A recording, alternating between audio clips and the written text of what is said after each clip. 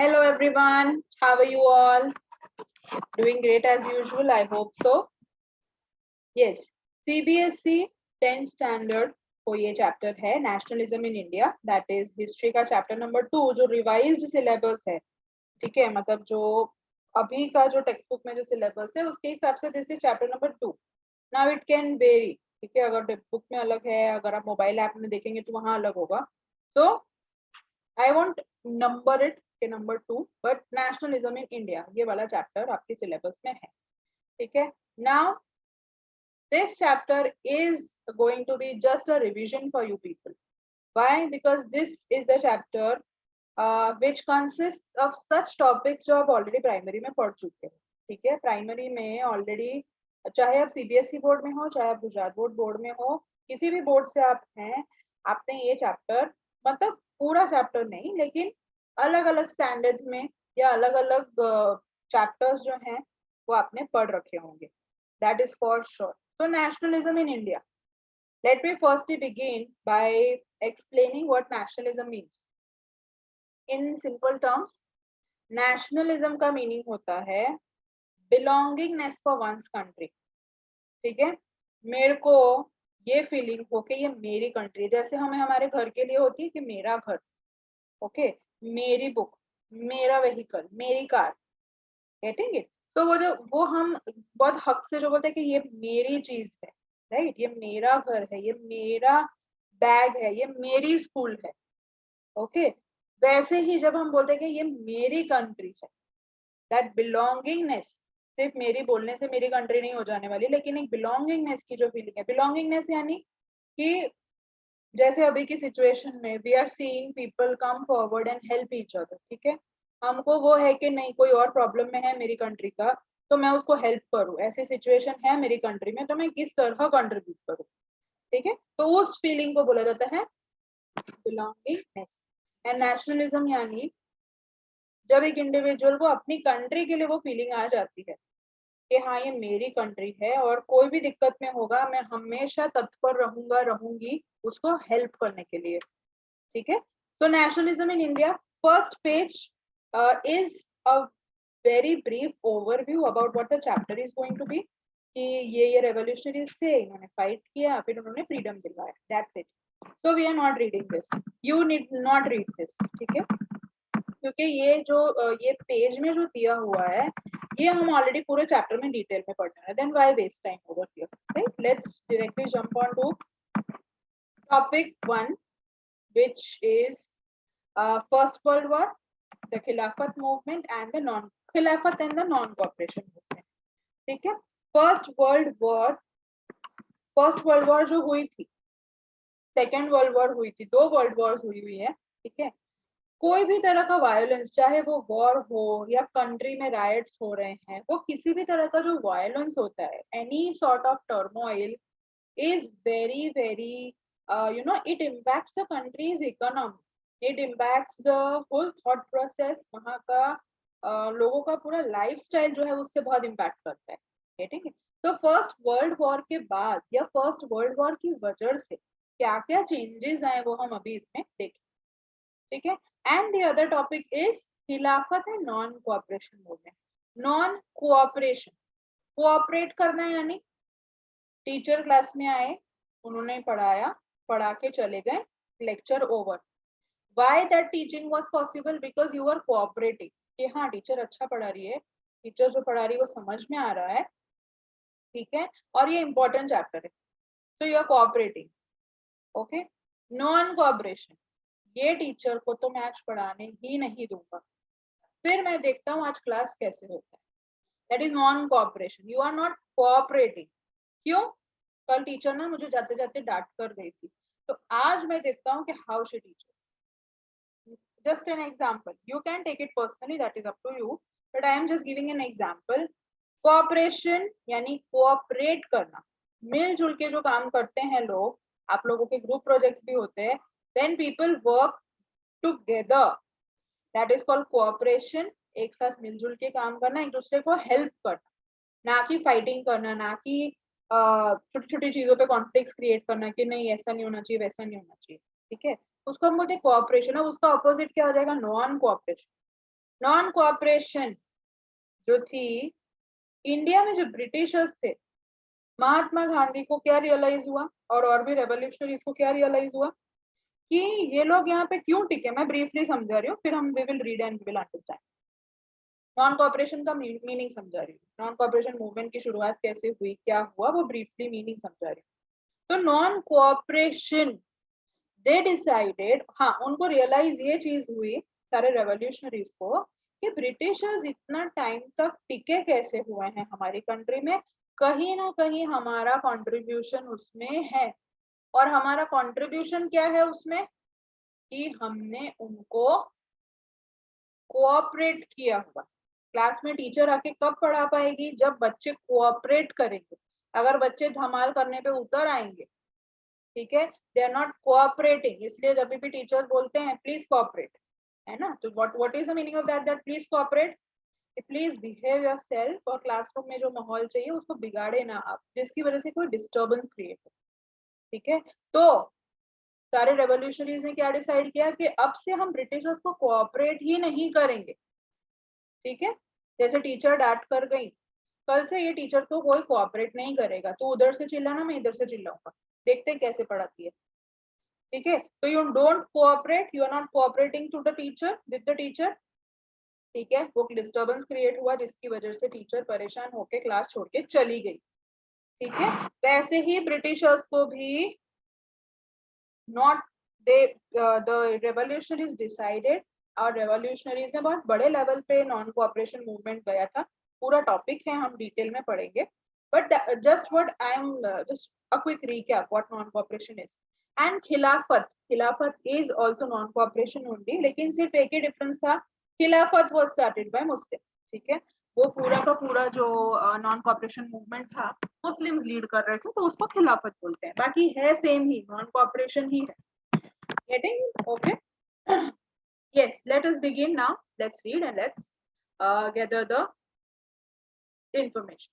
This is going to be a really easy chapter for you. Once again, I would like to just inform, this is something that you have already studied. तो ये आपके लिए एक तरह से revision होगा, कुछ कुछ शायद चीजें आपको लगे, जैसे अभी हम पढ़ेंगे स्वराज इन प्लांटेशंस, इस चैप्टर में हम पढ़ेंगे स्वराज इन प्लांटेशंस, फिर कुछ नए रेवोल्यूशनरीज के नाम आगे आएंगे जो ट्राइबल एरियाज में बहुत एक्टिव थे, ठीक है। उसमें से एक है सीतारामन राजू या Sitaram Raju, we will see the name, I am not able to recall it exactly, ठीक है। उन पे शॉर्ट नोट पूछी जाती है सी मार्कर में कि उन्होंने क्या क्या काम किया था, उनका क्या एक्टिव रोल रहा था। तो he was very active in tribes. तो नई चीजें कुछ कुछ आपको हल्की हल्की से कहीं लगेंगी, बाकी you will actually you will enjoy this chapter, कि ये खुशी होगी कि एक चैप्टर तो मेरे को कम पढ़ना पड़ेगा, ठीक है।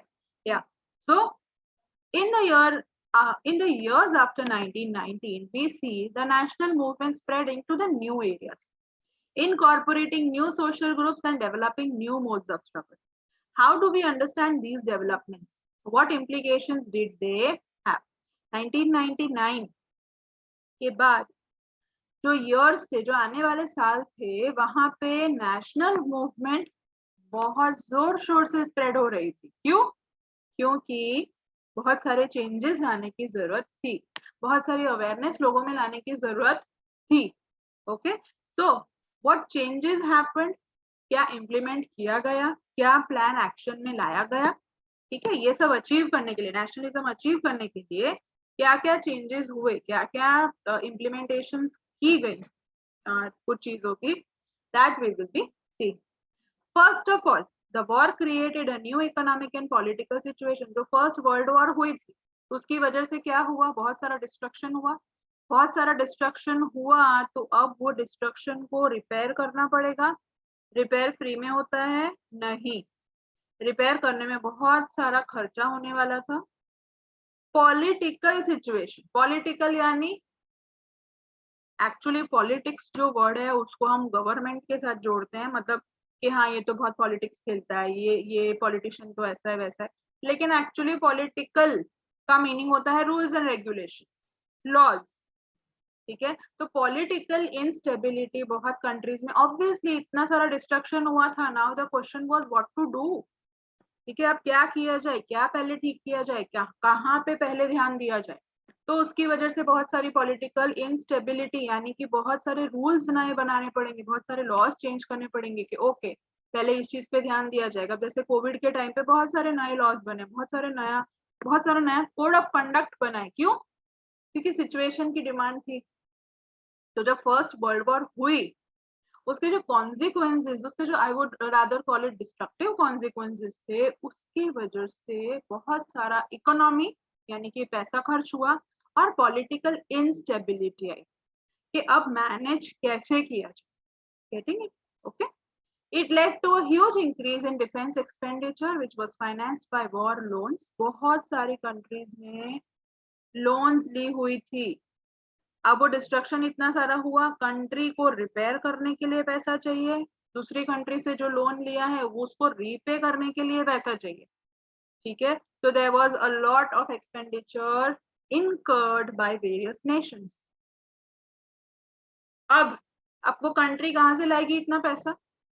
खुद की कंट्री को रिपेयर करने के लिए पैसा चाहिए, दूसरी कंट्री से जो लोन ली है उसको पैसा देना पड़ेगा वापस विद इंटरेस्ट। तो ये जो दो मेजर खर्चे होने वाले थे कंट्री के, कहाँ से लाने वाली थी कंट्री? वर्ल्ड बैंक से उधार लेने वाली थी?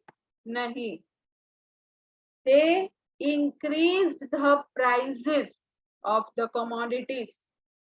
ठीक है, जब भी आप सुनते हो कि पेट्रोल के दाम बढ़ गए, कि दूध का दाम बढ़ गया, कि कोई भी बेसिक कमोडिटी का जब भी दाम बढ़ता है, टैक्सेस लगाए जाते हैं उस पे अगर, तो ये समझ लेना कि government is trying to take money from us.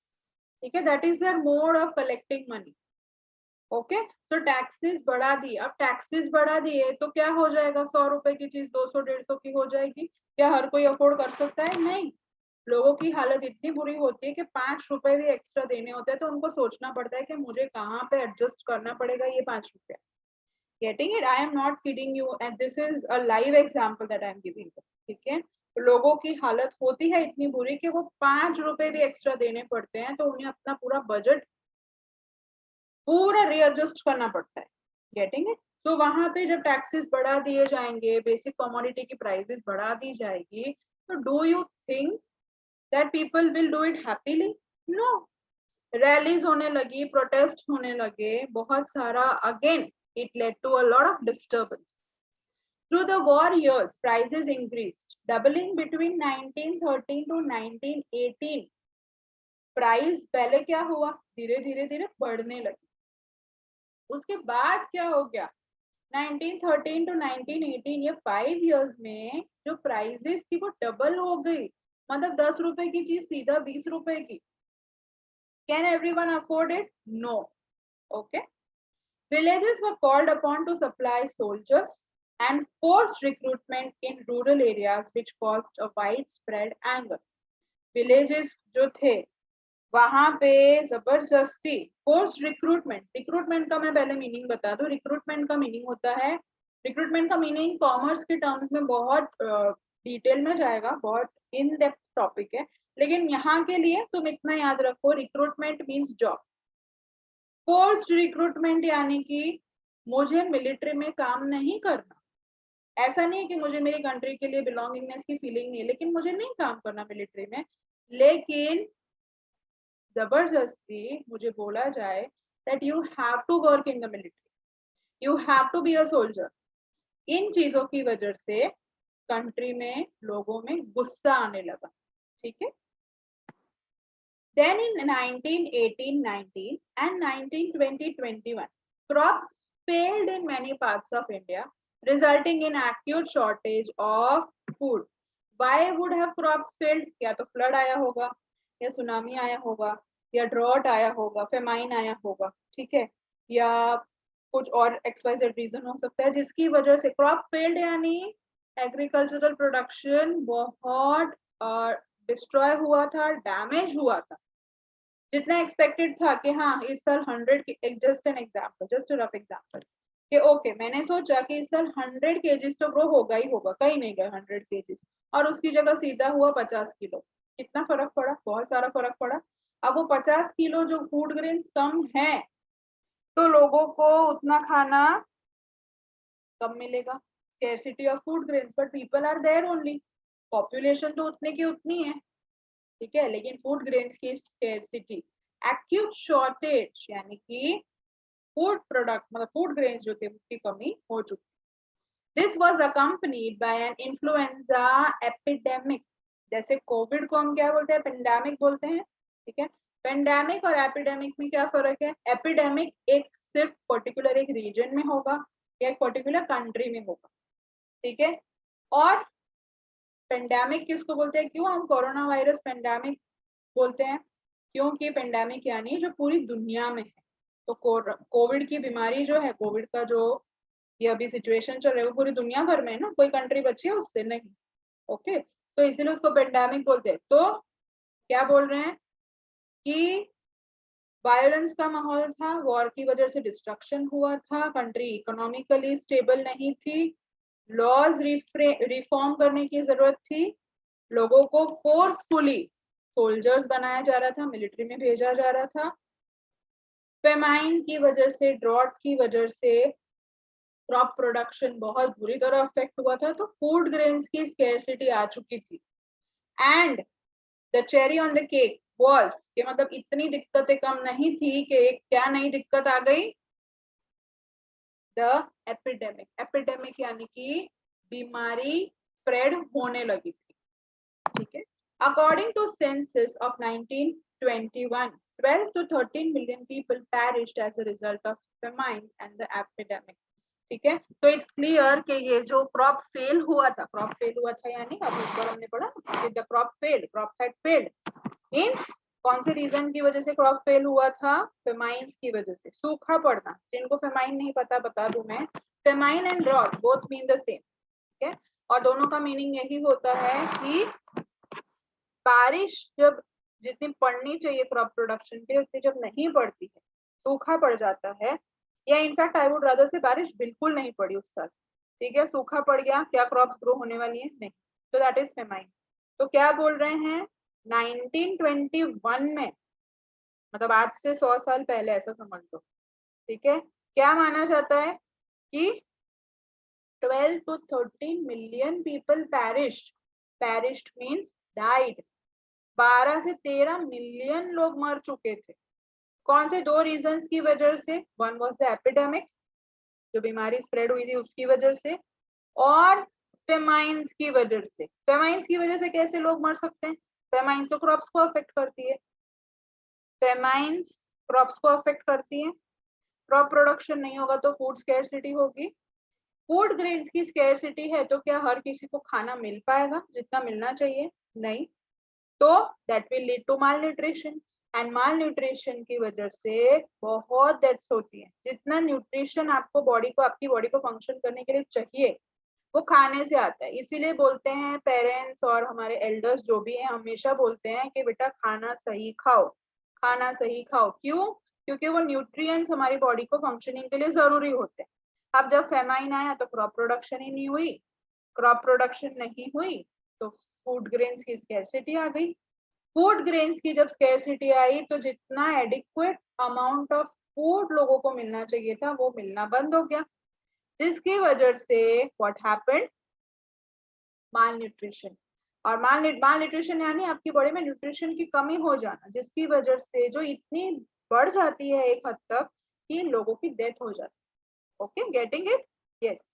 People hoped that the hardships would end and after the war was over, but that did not happen. लोगों को क्या था? लोगों को कहीं ना कहीं एक होप थी कि जैसे ही ये वॉर खत्म होगी हमारी हार्डशिप्स यानी कि हमारी मेहनत, जो हम इतना मेहनत कर रहे हैं, इतना ये जो सब सफर कर रहे हैं, इंग्लिश वाला सफर जो हम इतना कर रहे हैं वो हमारा कभी ना कभी तो खत्म होगा और अच्छे दिन आएंगे। लेकिन ऐसा कुछ भी हुआ नहीं। At this stage, a new leader appeared and suggested a new mode of struggle, the idea of सत्याग्रह। अब जहां भी सत्याग्रह शब्द सुनोगे एक ही इंसान का नाम होगा, ठीक है? Yes, you guessed it right, Mahatma Gandhi. Mahatma Gandhi returned to India in January 1950. As you know, he had came from South Africa where he had successfully fought the racist regime with novel method of mass agitation which is सत्याग्रह। ठीक है, सत्याग्रह यानी क्या? Strike पे बैठ गए, कि hunger strike हो गया, या मैं जब तक ये तुम नहीं फॉलो करोगे या ये रूल नहीं बनाओगे मैं तब तक यहाँ से नहीं जाऊंगा। ठीक है, तो Satyagraha, Satyagraha means the search of truth. Racist regime जो दिया है फर्स्ट लाइन में, साउथ अफ्रीका में वो जब थे तो वहां पे एक प्रॉब्लम चल रही थी जो बाहर की कंट्रीज में अभी भी है और आगे भी रहेगी, वो है racism.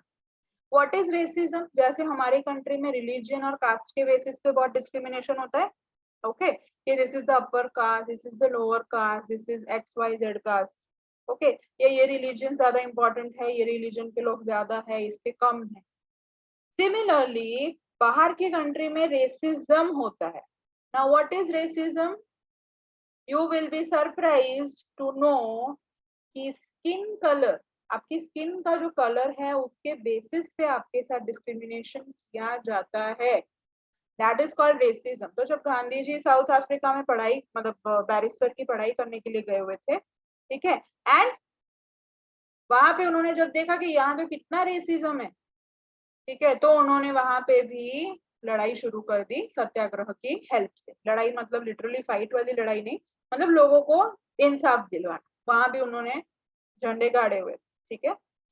The idea of satyagraha emphasized the power of truth and the need to search for the truth. It suggested that if the cause was true, if the struggle was against injustice, then the physical force was not necessary to fight the oppressor.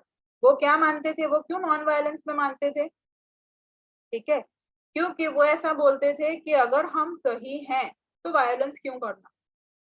ठीक है, that's what he believed and that was the reason he was always against violence. ठीक है, वो non violence के बहुत firm believer थे। Okay, in fact एक जो चौरी चौरा इंसिडेंट था जहाँ पे वो पुलिस स्टेशन में आग लगा देते हैं, उसके बाद तो वो और गुस्सा हो गए कि how dare you do violence and how dare you kill those policeman. भले ब्रिटिशर्स थे तो क्या हुआ, ठीक है, मतलब इतना वो सख्त खिलाफ थे वायलेंस के कि भले कितना भी कोई बुरा कर ले लेकिन अपने को वायलेंस नहीं करने का। Okay, why he believe that? Because वो ऐसा मानते थे कि अगर हम सही हैं तो हमारा फिजिकल फोर्स यानी हमें वायलेंस करने की जरूरत ही नहीं, हम जीत ही जाएंगे। ठीक है, बट कुछ लातों की भूत बातों से नहीं मानते। Without seeking vengeance or being aggressive, a satyagrahi could win the battle through non-violence. This could be done by appealing to the conscience of the oppressor. Conscience means soul. वो क्या बोलते थे कि क्या बोलते हैं, अपनी बात प्रूव करो, इनजस्टिस के खिलाफ फाइट करना है तो वायलेंस की हेल्प लेने की जरूरत नहीं है, और तुम इतना फर्म हो जाओ अपनी बात को लेके कि नहीं मैं तो सही ही हूँ, कि सामने वाले की आत्मा तो कॉन्साइंस इज सोल। ठीक है, तो oppressor, yes, let me explain what is oppressor and what is oppress. ये ऑपरेशन थिएटर वाला ऑपरेशन नहीं है, डॉक्टर वाला ऑपरेशन नहीं है। ये ऑपरेसर इज अ पर्सन जो किसी के साथ बुरा करता है और जिसके साथ बुरा होता है वो होता है ऑपरेस। जैसे फॉर एग्जांपल ब्रिटिशर्स आए थे हमारी कंट्री में, दे वर डोमिनेटिंग, ठीक है, दे वर कंट्रोलिंग एवरीथिंग, तो वो हुए ऑपरेसर। जो डोमिनेट करता है, जो कंट्रोल करता है, वो हुए ऑपरेसर। और इंडियंस क्या होंगे? ऑपरेस, जिस पे अत्याचार हो रहा है वो, और जो अत्याचार करे वो ऑपरेसर। ठीक है, तो गांधी जी मानते थे कि ऑपरेसर की जो सोल है वहां तक तुम्हें, मतलब उसकी आत्मा को अगर तुम्हें, लाइक नॉट आत्मा एग्जैक्टली बट कॉन्साइंस मीन्स कि हाँ, हम बोलते हैं ना कि यार मुझे ये ना सही नहीं लग रहा, मुझे ना ये बहुत गंदी वाली फीलिंग आ रही कि मैं कुछ तो गलत कर रही हूँ। होता है ऐसा हमको काफी बार, है ना? तो दैट इज कॉन्साइंस, यानी अंदर से एक जो आवाज, वो ऐसा मानते थे कि तुम इतना फर्म रह जाओ अपनी बात को लेके कि सामने वाला जो तुम्हारे साथ गलत कर रहा है उसमें चेंजेस आ जाए।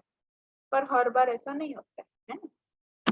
People, including the oppressors, had to be persuaded to see the truth instead of being forced to accept the truth through the use of violence. वो ये मानते थे कि हम वायलेंस कर रहे हैं मतलब हम जबरदस्ती अपनी बात समझा रहे हैं, जबकि अगर हम नॉन वायलेंस का रास्ता चुनते हैं अपनी बात समझाने के लिए, means we are not forcing anybody. ठीक है, by this struggle truth was bound to ultimately triumph. Triumph means to succeed, and Mahatma Gandhi believed that this dharma of non-violence would unite all the Indians. वो ये मानते थे कि non violence ही पूरी country को unite करेगा. After arriving in India, Mahatma Gandhi successfully organized satyagraha movements in various places. In 1917, he traveled to Champaran in Bihar to inspire the peasants to struggle against the oppressive plantation system. ठीक है, वो ऐसा नहीं था कि वो गुजरात के थे तो वो आके गुजरात में ही बैठ गए और अपने जो जिस जगह से वो थे उसी जगह पे उन्होंने सत्याग्रह किए. He used to travel along with all other revolutionaries. He used to travel to various parts of the country. Champaran गए, वो बिहार जाकर आए, वहां पे उन्होंने वहां पे प्लांटेशन वर्कर्स जो थे, अभी ये वाला टॉपिक भी आगे डिटेल में आएगा, वो हम पढ़ेंगे, तो वहां जस्ट ब्रीफली बता देते. तो चंपारण में क्या हो रहा था, वहां पे जो पीजेंट्स थे, जो फार्मर्स थे, उनको वेजेस टाइम पे नहीं दी जा रही. ओके, बहुत सारे टैक्सेस लगा दिए, प्राइसेस बढ़ा दी कमोडिटीज की, वो सारी प्रॉब्लम आ रही, जिसकी वजह से दे वर ऑल ऑन स्ट्राइक. ठीक है, तो he went there also to support them. Then in 1917 he organized a satyagraha to support the peasants of Kheda district of Gujarat affected by a crop failure and a plague epidemic. The peasants of Kheda could not pay the revenue and they were demanding that revenue collection be relaxed. ठीक है, अब crops सी एक simple चीज जो इस chapter में बहुत repeat होगी, जो आपको शायद पता ही होगी, but I would just like to just brush it up once again. कोई भी फार्मर है या कोई भी इंडिविजुअल है, ठीक है, फॉर एग्जांपल अपना एग्जाम खुद को तुम समझ लो, ठीक है, तुम हो, तुम कब किसी चीज का कब कोई चीज तुम खरीद पाओगे, जब तुम्हारे पास पैसा होगा, या कब तुम रेंट भर पाओगे अपने घर का, जब तुम्हारे पास पैसा होगा. ठीक है, अब तुम्हारे पास पैसा कहाँ से आएगा, जब तुम कहीं काम करते हो. अभी ये जो फार्मर्स थे उनके पास पैसा कहाँ से आएगा, जो भी वो एग्रीकल्चरल प्रोडक्शन करेंगे वहां से. अब एग्रीकल्चरल प्रोडक्शन ही नहीं हुई, क्रॉप्स प्रोड्यूस जो होने वाले थे, बहुत बारिश हो गई, फ्लड आ गया, फेमाइन आ गया, ठीक है, जिसकी वजह से पूरा क्रॉप फेल हो गया, क्रॉप प्रोडक्शन हुआ ही नहीं, तो वो इंसान के घर में पैसा आने वाला है नहीं, तो वो कहाँ से टैक्सेस भरेगा, वो कहाँ से बेसिक कमोडिटीज खरीदेगा. Getting it. तो ये फार्मर्स थे जितने भी, चाहे वो चंपारण के हो, खेड़ा के हो, सबकी एक ही प्रॉब्लम थी कि या तो क्रॉप फेल हो चुका है, या जो जहाँ पे वो लोग काम करते हैं वो लोग बहुत सारा रेंट मांग रहे हैं, बहुत सारे टैक्सेस लगा दिए हैं. What I am trying to tell you is, आपको लर्न नहीं करना पड़ेगा, सिर्फ ये याद रख लो कि अगर फार्मर्स का कोई भी टॉपिक आए तो ये चीज याद रखना कि उनको उनकी या तो उनका रेंट बहुत ज्यादा होगा जहाँ पे वो काम करते हैं, ठीक है, या तो क्रॉप फेल हो गई जिसकी वजह से उनके पास पैसे नहीं है, उनके पास पैसे नहीं है तो वो अपनी बेसिक नेसेसिटीज भी पूरी नहीं कर पाते. तो उनकी क्या डिमांड होती है कि भाई तुम प्राइसेस बढ़ाओ मत. ब्रिटिशर्स को वो क्या डिमांड कर रहे होते हैं, क्या प्रोटेस्ट चल रहा होता है कि तुम इतने जो टैक्सेस हमसे फार्मर्स से मांग रहे हो, ठीक है, तुम कहीं जॉब करते हो, तुम्हारी जॉब छूट गई, तुम घर में पैसा कहाँ से लाओगे, टैक्सेस कहाँ से पे करोगे, कमोडिटीज कहाँ से बाय करोगे, you are not having any source of income, you are not having money. तो फार्मर्स का क्या प्रॉब्लम था, फार्मर्स के साथ क्या हो रहा था ज्यादातर एरियाज में, दे वर बीइंग एक्सप्लॉइटेड, काम करवा लिया, वेजेस कम दी, टैक्सेस बहुत सारे उनसे ही लिए जाते थे, कहाँ से लाएगा वो बंदा, ठीक है, वो टैक्सेस लाएगा कहाँ से, उसका क्रॉप फेल हो चुका है भाई, उसके पास पैसे ही नहीं है. समझ रहे हो. तो बहुत सारी चीजें ना हर सिचुएशन में लागू पड़ेंगी, तो वो आपको याद ही नहीं रखना पड़ेगा, एक ही में समझ लो. Getting it. तो चंपारण का है, खेड़ा का है, सब सिमिलर ही है, पीजेंट्स फार्मर्स की ही बात हो रही है. ओके, और सबके साथ मेनली एक कॉमन चीजें ही होती है, चाहे वो किसी भी कोने में हो कंट्री के. In 1918, Mahatma Gandhi went to Ahmedabad to organize a satyagraha movement amongst the cotton mill workers. मैंने बोला ना वो एक जगह पे शांति से बैठते हैं. Now the most मतलब सबसे गंदी वाली चीज, मतलब बहुत सारी ऐसी बुरी चीजें उन्होंने की थी, बहुत वायलेंस वाली भी की थी, but Rowlatt act was it tops the list.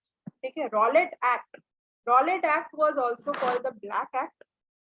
ठीक है, एंड जहाँ तक मुझे याद है गांधी जी ने ही नाम दिया था उसको कि it is called the black act.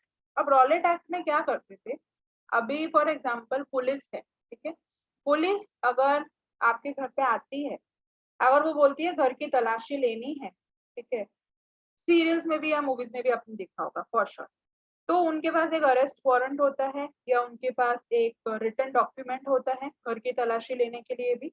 मतलब what is that written document? That is a permission letter from the court that yes you can go and check. Rowlatt act में ऐसा कोई परमिशन लेटर नहीं था, जो भी ब्रिटिशर्स के खिलाफ गया सीधा उठा के जेल में, फिर जेल में से जितने दिन उनका मन किया उनको जो उनको पनिशमेंट देनी है, जो पेनल्टी, जो डिग्री उनको यूज करना है उनपे, 3rd डिग्री, जितना मारना है पीटना है, ऐसी हालत। That was called the Rowlatt act. So that was, मतलब कोई लॉज ही नहीं है कि किसी को भी रास्ते पे भी कोई चलता हुआ दिखा और लगा कि ये हमारे खिलाफ है या ये कुछ डाउटफुल लग रहा है, ये मतलब सीधा उसको बिठा दिया गाड़ी में कि चल भाई police station. Getting it? So that was really very that was really disturbing. मतलब पढ़ के ही अपन को होता है कि ऐसा कोई क्या, जस्ट इमेजिन तुम चलते हुए जा रहे हो, तुम्हें पुलिस उठा के लेके जाए, तो सोच के ही डर लगता है ना। Yeah so Rowlatt Act is like that only, मतलब वही है रॉलेट एक्ट कि कोई परमिशन नहीं, कोई कायदा कानून नहीं कि किसको पनिश किया जाए किसको पनिश नहीं किया जाए, जो डाउटफुल लगा उसको सीधा उठा के जेल, finish, game over. Emboldened with his success, Gandhiji in 1990 decided to launch a nationwide satyagraha against the proposed Rowlatt Act. This act had been hurriedly passed through the Imperial Legislative Council despite the united opposition of the Indian members. Britishers जब ये law पास कर रहे थे, Rowlatt act, ठीक है, तो Indians ने already तभी अपोज, कोई भी अपोज करेगा तो इंडियंस ने अपोज किया था कि नहीं ये नहीं चलेगा, तुम कभी भी जिसको मन किया उसको उठा के लेके जाओगे पुलिस स्टेशन, तो वो नहीं चलेगा, ठीक है। It gave the government enormous power to repress the political activities and it allowed the detention of political prisoners without trial for 2 years. Repress the political activities, ठीक है। अगर आपको अवेयरनेस स्प्रेड करनी है, लोगों में नेशनलिज्म क्रिएट करना है, तो लोगों तक जाना पड़ेगा, लोगों को मिलना पड़ेगा, रैलीज लेनी पड़ेगी, निकालनी पड़ेंगी। वो सारी पॉलिटिकल एक्टिविटीज ब्रिटिश गवर्नमेंट ने अंडर रॉलेट एक्ट, क्या 2 मेजर चीजें बोली थी कि वो हम करेंगे अंडर रॉलेट एक्ट। नंबर 1, तुम जो भी पॉलिटिकल एक्टिविटी करते हो वो हम रिप्रेस करेंगे यानी हम नहीं होने देंगे। You can not conduct political activities. हाँ, अगर हमारा मन किया कि हाँ ठीक है ये करने दो तो करने दो, वरना we will not let you do that. तो पॉलिटिकल एक्टिविटीज लाइक रैलीज हो गया, लोगों में अवेयरनेस लाना हो गया, ठीक है। फिर आगे शायद अभी हम इसमें ये भी पढ़ेंगे कि प्रेस पे भी सेंसरशिप थी, यानी कि न्यूज़पेपर्स में, मैगजीन्स में वो लोग क्या लिखते हैं इंडियंस, वो ब्रिटिशर्स पहले चेक करेंगे, फिर ही वो पब्लिश होगा, नहीं तो नहीं होगा, सॉरी फिर ही वो प्रिंट होगा, वरना नहीं होगा। कि अगर तुमने हमारे खिलाफ कुछ लिखा है तो वो हम थोड़ी ना लोगों तक जाने देंगे, इतने हम थोड़ी ना मतलब बुद्धू हैं, ठीक है। तो ये सारी चीजें, ये पावर आ चुका था रॉलेट एक्ट की वजह से।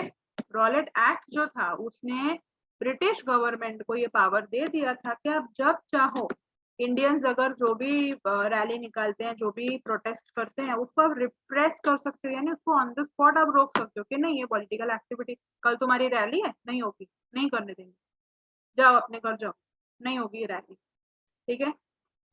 That was number 1। Number 2 and the most dangerous, जो मैंने ऑलरेडी तुमको बता दिया, जितने भी रेवोल्यूशनरीज अगर पुलिस ने उनको पकड़ा, ठीक है, पुलिस अगर उनको पकड़ के लेके जाती है, उनका कोई ट्रायल का मीनिंग ये होता है कि कोर्ट में, ये सुना होगा तुमने शायद कि कोर्ट में सुनवाई है या कोर्ट में आज इसकी हियरिंग है, ठीक है। तो व्हाट इज दैट सुनवाई, व्हाट इज दैट हियरिंग? मतलब कि जो भी क्रिमिनल है वो मतलब फाइनलाइज हो गया कि हाँ भाई इसने क्राइम किया, इसने कन्फ्रंट कर लिया, इसने कबूल कर लिया कि हाँ इसका मर्डर मैंने किया। अब उसके इतने बोलने के बाद भी, उसके इतने कबूल करने के बाद भी कोर्ट उससे सुनती है। कोर्ट में जो जज होते हैं वो सुनते हैं कि हाँ भैया तो तेरी कहानी बता चल, ठीक है। तो रॉलेट एक्ट में क्या किया उन्होंने, ऐसा कोई तुम्हें मौका, मतलब कोर्ट में जज ऐसे ये नहीं बोल रहे कि हाँ चलो स्टार्टिंग से बताओ क्या हुआ था. द जज is not interested, nor is any court interest. ठीक है, कोर्ट क्या जानना चाहती है कि तुम हमारे सामने फिजिकली प्रेजेंट होके बताओगे कि तुमने क्राइम किया है. You will confront it in front of everybody in the court. ठीक है, उसको बोलते हैं ट्रायल, कि तुम्हें भी अपनी बात बोलने का मौका मिलेगा, भले तुम क्रिमिनल हो, but you will have your से इन द कोर्ट कि तुमने ऐसा क्यों किया. और उसके बाद फाइनली उसको सजा सुनाई देती कि okay, under this act this person has been punished hang to death और आजीवन कारावास. ठीक है, रॉलेट एक्ट के अंडर या रॉलेट एक्ट ने दूसरा क्या पावर दे दिया था ब्रिटिश गवर्नमेंट को, जो भी रेवोल्यूशनरी, ठीक है, जो लोग भी लीडर्स थे सारे, उनको उठा के जेल में डाल सकते हो. उनकी कोई कोर्ट में सुनवाई नहीं होगी, कोर्ट नहीं सुनेगा कि उन्होंने ऐसा क्यों किया. सीधा जेल, सीधा सजा, फाइनल, फुल एंड फाइनल. ठीक है, और for how long, for 2 years, 2 साल तक की जेल की सजा उनको सुनाई जाती थी विदाउट एनी ट्रायल. कोर्ट जब तक फाइनल ना बोले तब तक वो क्रिमिनल को सजा नहीं होती आज भी. That is the whole system, वो पूरा लीगल सिस्टम है. ठीक है, लेकिन रॉलेट एक्ट के अंदर उन्होंने क्या किया, if you are doing anything, if you are creating any violence, or if you are protesting against us, the Britishers, you are straight away going behind the bars for 2 years only. 2 साल के लिए सीधा jail. तो ये 2 बहुत ही dangerous चीजें Rowlatt act ने कर दी थी.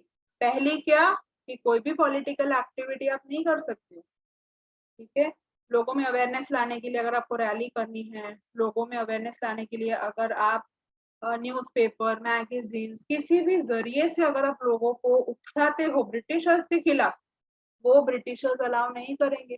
That is censored, that is banned. यानी कि वो ब्रिटिशर्स के कंट्रोल में होगा कि आपकी रैली होगी या नहीं. Getting it? या.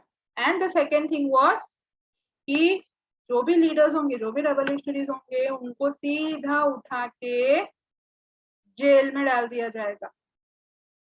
कितने सालों के लिए? 2 साल. Getting it? Without any hearing in the court. Trial means hearing in the court. Court में जो सुनवाई होती है दैट इज कॉल्ड ट्रायल. ठीक है, Mahatma Gandhi wanted non-violent civil disobedience against such unjust laws, which would start with a hartal on 6th April. Hartal is what? Strike. क्या काम नहीं करिए फैक्ट्री में, हमें 100 मजूर છે, અમે કામ નહીં કરીએ. કેમ કે તમે અમારી પગાર નહીં વધારતા. બરાબર, અમે ફેક્ટરીમાં આવીશું પણ અમે ફેક્ટરીની બહાર બેસી રહીશું બધા 100 लोग, પણ અમે કામ નહીં કરીએ. ठीक है, हम काम नहीं करेंगे, दैट इज स्ट्राइक. तो गांधी जी ने अगेन रॉलेट एक्ट को फाइट करने के लिए उन्होंने नॉन वायलेंस का हेल्प लिया and he started the strike on 6th of April. Rallies were organized in various cities. Workers went on strike in the railway workshops and shops closed down. Alarmed by the popular upsurge and scared that the lines of communication such as the railways and telephone would be disrupted, the British administration decided to clamp down on the nationalists. क्या किया Britishers ने? बैठे रहे वो, जब Rowlatt act के खिलाफ rallies निकल रही थी तो उन्होंने क्या किया, रॉलेट एक्ट जो था उसके खिलाफ क्या प्रोटेस्ट करने का क्या तरीका था लोगों का, रैलीज निकल रही थी. ठीक है, फिर वर्कर्स सबके सब, चाहे वो किसी भी फैक्ट्री में, इंडस्ट्री में कहीं भी काम करते हैं, वो सब स्ट्राइक पे चले गए. रेलवे वर्कशॉप में, शॉप्स जो छोटी छोटी थी वो भी सब बंद थी कि हम काम ही नहीं करेंगे. जब तक आप रॉलेट एक्ट वापस नहीं लेते हो, जब तक आप ये प्रॉमिस नहीं करते हो कि रॉलेट एक्ट आप इम्प्लीमेंट नहीं करोगे, तब तक वी विल नॉट वर्क. तो ब्रिटिशर्स ने क्या सोचा कि अरे यार ये तो हमारा ही काम अटकेगा, है ना. क्यों? क्योंकि यहाँ से सारी चीजें खरीद के तो वो अपने कंट्री के थप्पे लगा के बेच रहे थे इंटरनेशनल मार्केट. Getting it? तो उनका तो नुकसान होने वाला था भारी वाला. तो उन्होंने क्या किया, they clamp down on the nationalist. जो भी लीडर्स थे ये सारी रैलीज में, सबको पकड़ के जेल में डाल दिया। They were picked from Amritsar and Mahatma Gandhi was barred from entering Delhi. Mahatma Gandhi को दिल्ली में नो एंट्री, कि तुमको दिल्ली में एंटर ही नहीं होने देंगे। Getting it? ठीक है। On 10th April, the police in Amritsar fired upon a peaceful procession, provoking widespread attacks on the banks, post office, railway station. 10th April को अमृतसर में पुलिस ने क्या किया? पीसफुल प्रोसेशन एक हो रहा था, ठीक है, वहां पे उन्होंने बहुत सारा वायलेंस क्रिएट किया, बहुत सारे लोगों की डेथ हो गई। Okay, and martial law was imposed and general Dyer took the command. General Dyer, Jallianwala Bagh incident, Jallianwala Bagh massacre, ठीक है, वो याद रखना, उसमें जनरल डायर का नाम आता है। ठीक है, he was the one who led the whole incident. On 13th April, infamous Jallianwala Bagh incident took place. On the day alleged, ये मैं again I will just explain क्या हुआ था वहाँ पे. I'm not reading this because we have already done this. ठीक है, तो जलियांवाला बाग जो था, या तो मैं रीड कर लेती हूँ फिर मैं briefly explain कर देती हूँ. 13th April, infamous Jallianwala Bagh incident took place. On that day, a large crowd had gathered in the enclosed ground of Jallianwala Bagh. Jallianwala Bagh में से आकर क्यों बोलते हैं कि वहां उस जगह का नाम था Jallianwala Bagh. And even today till date वहां पे वो गोलियों के निशान है. ठीक है, तो what had happened, people had gathered that on the occasion of Baisakhi. Baisakhi का फेस्टिवल था, वो सेलिब्रेट करने के लिए लोग मिले थे वहां पे. और दो रास्ते थे वहां के, जो एक रास्ता वहां का जो था वो जनरल डायर ने ब्लॉक करवा दिया कि हम शूट करना स्टार्ट करेंगे, भाग के कहाँ जाएंगे लोग. फायरिंग स्टार्ट हुई वहां पे. People got stampede. वहां पे कुआं भी है, लोग अपनी जान बचाने के लिए वो कुएं में कूदे एंड दे डाइड. स्टैम्पेड हुआ. स्टैम्पेड का मतलब वहां इतनी भीड़ थी कि भागा भागी में जो लोग गिर जा रहे थे वो कुचल गए और वो मारे गए. उनके ऊपर लोग, इतनी भीड़ थी, इतना भीड़ भड़का था और इतना डर गए थे सब लोग कि वो लोग हड़बड़ी में इधर उधर भागने लगे. उसमें जो नीचे गिर गया उसके ऊपर से लोग जो भाग रहे थे उसमें वो जो गिरा हुआ था उसकी डेथ हो गई. That is called stampede.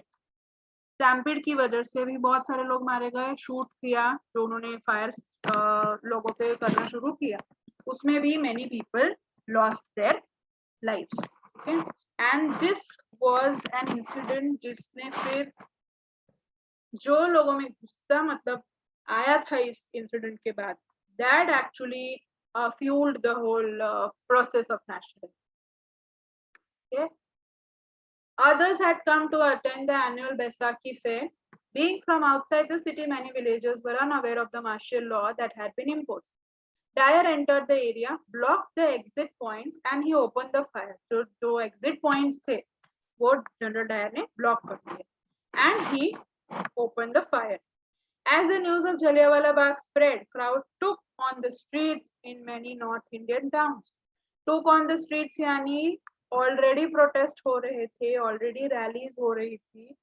ठीक है, बहुत सारे रॉलेट एक्ट के खिलाफ और भी काफी सारी ऐसी चीजें थी. लेकिन जलियांवाला बाग मैसेकर के बाद लोगों का गुस्सा डबल हो चुका था कि इतने सारे लोगों को मार दिया तुम हमारी कंट्री में आके. ठीक है, तो they took on the street. Took to the street यानी लोग रस्तों पे उतर आए, प्रोटेस्ट करने लगे कि तुम ऐसे करोगे वो नहीं चलने वाला. These were the strikes, clashes with the police and attacks on the government buildings. The government responded with brutal repression, seeking to humiliate and terrorize people. अब लोग इतना प्रोटेस्ट करने के लिए जो रस्तों पे उतर आए, उन पे लाठी चार्ज हुआ, उनको कुछ भी वायलेंस करके बहुत फिजिकल एफर्ट लगा के उनको रोकने की कोशिश की गई. ठीक है, satyagrahis were forced to rub their nose on the ground, crawl on the streets and do salam to all the sahibs. See, जो भी लीडर्स थे, जो भी सत्याग्रही थे, उनको अपनी नाक रास्ते पे रगड़वाई और उनको क्राउल करके, यानी छोटा बच्चा कैसे ऐसे पैर और हाथ के थ्रू चलता है जब वो चलना सीखता है उससे पहले, वैसे क्राउल करके पूरा रास्ता चलवाते थे और जितने भी ब्रिटिशर्स थे सबको सलाम करना है कंपल्सरी, सारे ही लीडर्स ने. That was the punishment for them. People were flogged and villages were bombed. लोगों को शांत करने के लिए विलेजेस पे बॉम्ब फेंके जाने लगे क्योंकि लोग इतना, they were so furious, they were so damn angry after the Jallianwala Bagh massacre. Seeing violence spread, Mahatma Gandhi called off the movement. Mahatma Gandhi ने जो सत्याग्रह का मूवमेंट स्टार्ट किया था वो उन्होंने बंद कर दिया. क्यों? क्योंकि वो तो नॉन वायलेंस के सख्त खिलाफ थे, लेकिन हो क्या रहा था, नॉन वायलेंस ही नॉन वायलेंस, ये वायलेंस है ना, वो नॉन वायलेंस के खिलाफ थे नहीं, वो वायलेंस के खिलाफ थे और हो रहा था violence he violence. He was a firm believer of non violence. Okay, तो इसीलिए उन्होंने बोला कि मैं जो अचीव करना चाहता हूँ, मैं नॉन वायलेंस की हेल्प से अचीव करना चाहता हूँ.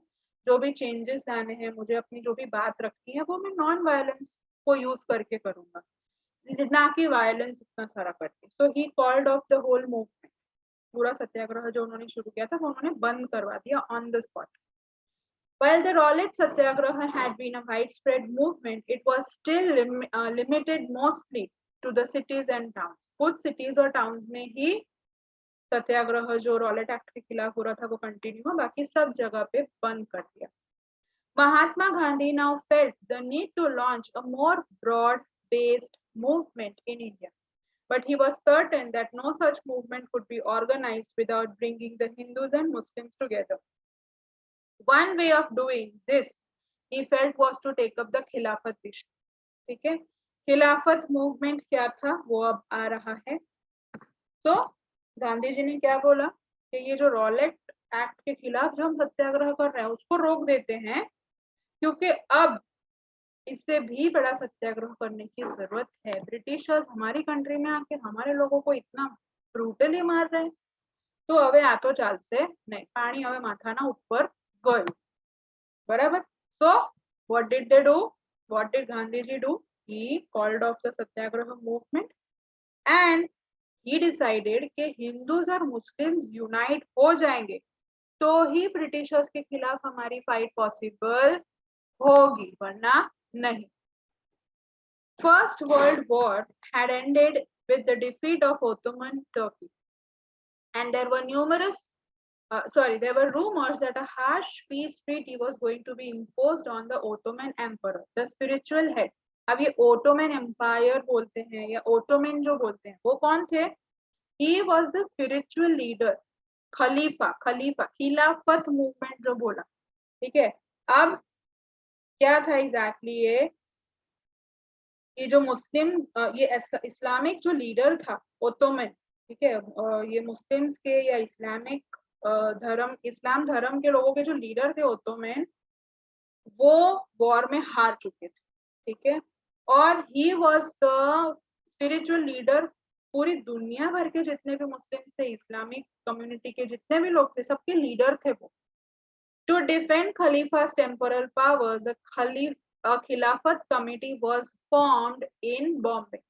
अब ब्रिटिशर्स जो थे they were trying to control that also, कि ये जो खलीफा है, ठीक है, उनको अब हरा दिया गया है, वो हार चुके हैं, आया इसमें यहाँ पे. ठीक है, उनको जो हरा दिया गया है तो उनके जितने भी राजा वाले पावर्स है वो उनको न दिए जाए. ठीक है, और इसके लिए खिलाफत कमिटी फॉर्म हुई थी टू डिफेंड खलीफा's temporal powers. Okay, so what are they saying here? Ottoman जो थे मुस्लिम्स के spiritual leader, he had lost. ठीक है, वो हार चुके थे. अब वो हार चुके थे लेकिन थे तो स्पिरिचुअल लीडर, है ना, स्पिरिचुअल लीडर थे. इसके लिए जो इंडिया के मुस्लिम्स थे उन्होंने बोला कि हम इनको सपोर्ट करेंगे, हम इनको डिफेंड करेंगे, भले वो वॉर में हार चुके होंगे लेकिन हमारे लिए तो वो हमारे गुरु है, हमारे स्पिरिचुअल लीडर है, तो we will support him. Okay, तो इंडिया में भी एक खिलाफत कम्युनिटी बनी थी, कमिटी बनी थी. क्या कर रही थी वो कमिटी? जो इनके लीडर थे ओटोमन, उनको सपोर्ट करने के लिए वो कमिटी बनी. ठीक है, कि उनको कैसे सपोर्ट किया जाए, उनको मुस्लिम्स किस तरह कंट्रीब्यूट करें इंडिया के, कि ओटोमन जो उनके स्पिरिचुअल लीडर थे उन्हें कैसे हेल्प की जाए। ठीक है, भले वो वॉर में हार चुके हैं, but for us he is the leader. A young generation of Muslim leaders like the brothers Muhammad Ali and Shaukat Ali, ये नाम आपको दोनों याद रखने पड़ेंगे। आपको पूछा जाएगा कि इंडिया में खिलाफत मूवमेंट किसने लीड किया, तो खिलाफत movement was led by the Ali brothers. Ali brothers are Muhammad Ali and Shaukat Ali. They began discussing with Mahatma Gandhi about the possibility of a united mass action on the issue. Mohammad Ali, Shaukat Ali, ठीक है, जो खिलाफत movement या India में जो खिलाफत community बनी थी उसके लीडर्स थे, मुस्लिम लीडर्स। ठीक है, अब दे वर इन टॉक विथ महात्मा गांधी कि तुम हिंदूज को लीड करोगे, हम इंडिया के सारे मुस्लिम्स को लीड करेंगे, हम सब मिलके एकजुट होके हम फाइट करेंगे। ठीक है, Gandhiji saw this as an opportunity to bring Muslims under the umbrella of a unified national movement. Hindus, Muslims में जो थोड़ा बहुत भी कहीं पे कॉन्फ्लिक्ट था, फाइट्स था, मनमुटाव था कहीं भी, तो उसको गांधी जी ने सोचा कि ये बहुत अच्छा मौका है, ये खिलाफत मूवमेंट जो हम कर रहे हैं, कि खिलाफत मूवमेंट के लिए जो कमेटी बनी है उनके स्पिरिचुअल लीडर जो ओटोमन है उनको सपोर्ट करने के लिए, तो इसकी वजह से मुस्लिम्स तो यूनाइटेड है ही, हिंदूज को मैं यूनाइट कर लूंगा, तो सब साथ में मिलके काम करेंगे। ठीक है, At the Calcutta session of Congress in September 1920, he convinced other leaders of the need to start a non-cooperation movement with the support of Khilafat as well as for the Swaraj. तो जितने Muslims थे, Hindus थे, दोनों मिलके क्या fight कर रहे थे, क्या सिर्फ वो नॉन कोऑपरेशन फाइट कर रहे थे, क्या वो सिर्फ खिलाफत मूवमेंट फाइट कर रहे थे, नहीं, they were fighting both of it. Okay, और अल्टीमेट गोल क्या था, स्वराज। स्वराज, स्व mean self and raj means rule, तो अल्टीमेटली वो क्या चाहते थे, सेल्फ रूल। सेल्फ रूल यानी ब्रिटिशर्स को टाटा बाय बाय और अपनी ही कंट्री में अपना ही रूल हो, अपनी ही गवर्नमेंट हो। Why non-cooperation? Last topic, subtopic, first point का. In the famous book Hind Swaraj, Mahatma Gandhi declared the British rule was established in India with the cooperation of Indians. ठीक है, non cooperation क्यों करने की जरूरत पड़ी, क्योंकि उनको रियलाइज हो चुका था कि हमारी वजह से ही ये टिके हुए हैं। ठीक है, the day we stop cooperating, इनकी बात जिस दिन हमने मानना बंद की, हमारे लोग इनके साथ इनके लिए काम करते हैं, जिस दिन हमारे लोगों ने, इंडियंस ने जब ब्रिटिशर्स के अंडर काम करना बंद किया, हम देखते हैं इनका काम कैसे चलता है, या हम देखते हैं कि ब्रिटिशर्स फिर इंडिया में टिकते कैसे। ठीक है, Indians had survived only because of British Indians had survived British rule was established in India with the cooperation of Indians, and it had survived only because of this cooperation. If Indians refused to cooperate, British rule in India would collapse within a year and Swaraj would come to an end. Swaraj would come. Yes, Swaraj would come. ठीक है, स्वराज जो वो चाहते थे, स्वराज यानी कि Britishers चले जाए और हमारी ही गवर्नमेंट, इंडियंस ही मिलके गवर्नमेंट बनाए और इंडिया को गवर्न करे, ये अल्टीमेट गोल था। ठीक है, तो उनको ये पता चल चुका था कि ब्रिटिशर्स जाएंगे तभी तो फ्रीडम आएगा, तभी तो स्वराज बनेगा। How could non cooperation become a movement? अब गांधी जी ने सोचा कि नॉन कोऑपरेशन जो हम सोच रहे हैं कि हम ब्रिटिशर्स के साथ कोऑपरेट नहीं करेंगे, उसको एज अ मूवमेंट कैसे बनाया जाए। ठीक है, मूवमेंट हियर इज रैली और प्रोटेस्ट वाला movement, not your physical movement. या तो अब गांधी जी क्या सोच रहे थे कि ये जो नॉन कोऑपरेशन है, तो मैं सोच रहा हूँ not to cooperate with Britishers, इसको अब मूवमेंट यानी एक बहुत ब्रॉडर स्केल पे कैसे ले जाया जाए, कि सारे लोगों को इन्वॉल्व किया जाए पूरी कंट्री के इस मूवमेंट में, कि वो ब्रिटिशर्स से कोऑपरेट न करें।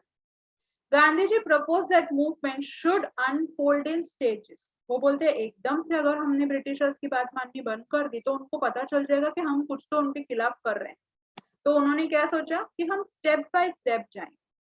It should begin with the surrender of titles that the government awarded and a boycott of civil services. तो क्या बोला उन्होंने स्टेप नंबर 1 कि नॉन कोऑपरेशन मूवमेंट की शुरुआत हम करेंगे बाय बॉयकॉटिंग. टू बॉयकॉट यानी ये लड़की ने चीट किया है, ये लड़की ने झूठ बोला है, इससे कोई भी इस घर में बात नहीं करेगा.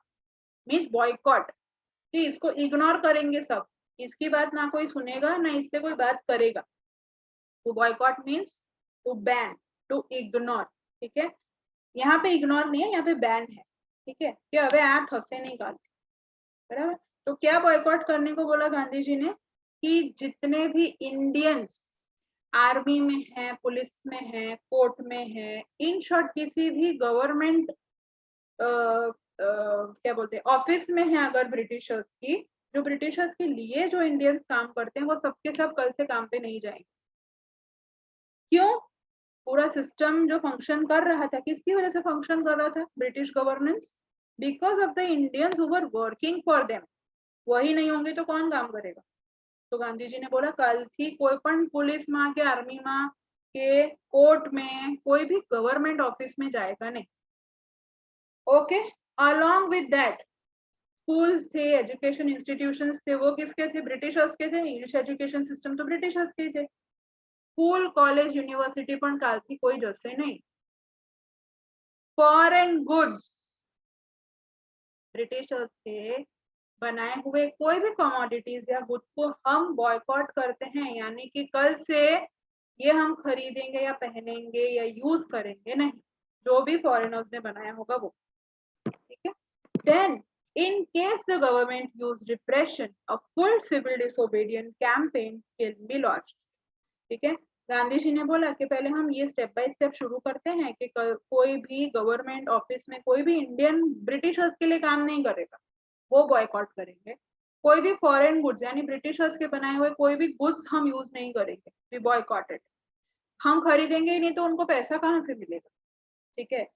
एंड हमारे कोई भी बच्चे स्कूल्स, यूनिवर्सिटीज में जाएंगे ही नहीं क्योंकि ब्रिटिशर्स की है. ओके. फिर उन्होंने सोचा कि इन केस ये जो हमारे बेबी स्टेप्स है फॉर नॉन कोऑपरेशन, अगर ये इम्प्लीमेंट करने के टाइम पे अगर ब्रिटिश गवर्नमेंट ने वायलेंस किया या ब्रिटिश गवर्नमेंट ने रिप्रेस किया यानी ये जो भी स्टेप्स लेने वाले थे नॉन कोऑपरेशन के लिए, बॉयकॉट करने वाले, अगर ब्रिटिशर्स ने बोला कि नहीं नहीं तुमको तो खरीदने ही पड़ेंगे हमारे गुड्स. ठीक है, मतलब रिप्रेस करने की कोशिश की या कोई भी तरह से रोकने की कोशिश की नॉन कोऑपरेशन मूवमेंट को, तो फिर गांधी जी ने बोला कि फिर हम सबको इन्वॉल्व करेंगे. तब जाके ये नॉन कोऑपरेशन मूवमेंट एक कैंपेन बनेगा जो पूरी कंट्री में लॉन्च होगा. कंट्री के कोने कोने में नॉन कोऑपरेशन ब्रिटिशर्स के साथ शुरू कर दी जाएगी. ठीक है. Through the summer of 1920, Mahatma Gandhi and Shaukat Ali toured extensively, mobilizing the popular support for the movement. Gandhi ji और शौकत अली जो थे, मीन्स नॉन कोऑपरेशन और खिलाफत मूवमेंट दोनों के लिए जो सपोर्ट गेन करना था, तो गांधी जी ने और शौकत अली ने कंट्री में टूर करना स्टार्ट कर दिया. लोगों में वो अवेयरनेस लानी स्टार्ट कर. ठीक है. Many within the Congress were, however, concerned about the proposals. They were reluctant to boycott and the council elections scheduled for November 1920. अब घर में एक चीज करनी होती है तो चार लोगों में से क्या सबके सब रेडी हो जाते हैं एक ही बार में कि हाँ आज आप पिक्चर જોઈએ. પેલો कहते ना हमारे यहाँ नहीं જોવી, પેલો कहते ना आप पिक्चर नहीं आप पिक्चर જોઈએ. Getting it? ओके. પેલો कहते आज मारो मूड नहीं पिक्चर જોવાનો. घर में जब चार लोगों को मनाना मुश्किल है तो ये तो पूरी कंट्री की बात है. सोच लो कितना मुश्किल रहा होगा. ठीक है. People were not ready. वो बोलते हैं इलेक्शंस आने वाले हैं, हम काम करना बंद कर देंगे तो कैसे चलेगा? And they fear that the movement will lead to violence. ठीक है. लोगों को ये डर बैठ गया था कि वापस वायलेंस हुआ तो मुश्किल से चीजें रिपेयर हो रही है, मुश्किल से चीजें ठीक हो रही है, तुम और ये सब कर रहे हो. तो मैनी पीपल वर रिलक्टेंट यानी कि उन्होंने अग्री नहीं किया नॉन कोऑपरेशन मूवमेंट को कि हम सपोर्ट नहीं करते. Getting it? In the months between September and December there was an intense tussle with Congress. Congress party के जो लोग थे, ठीक है, इंडियन नेशनल कांग्रेस थी, ठीक है, इंडियन नेशनल कांग्रेस के जो लोग थे, they were all against the non cooperation movement. तो उनके साथ काफी डिस्कशन चली, काफी कॉन्फ्लिक्ट हुए. For a while there seemed no meeting point between supporters and the opponents. Non cooperation movement को जो लोग सपोर्ट कर रहे थे और नॉन कॉपरेशन मूवमेंट को जो लोग अपोज कर रहे थे, कोई बीच का रास्ता उसमें आ रहा नहीं था. Finally, at the Congress session at Nagpur in December 1920, a compromise was worked out and the non-cooperation movement was adopted. Non-cooperation movement को finally दिसंबर 1920 का जो नागपुर में सेशन हुआ था, मीटिंग हुआ था, वहां पे फाइनली कांग्रेस ने अपने हथियार डाल दिए कि ओके ठीक है, वी विल सपोर्ट. ठीक है, that's all for this video session. The next topics are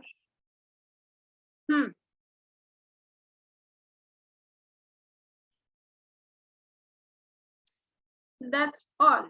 We will take up, we will meet in the next session. Okay, please read the chapter, please bring up the doubts in the class. Yeah, thank you so much.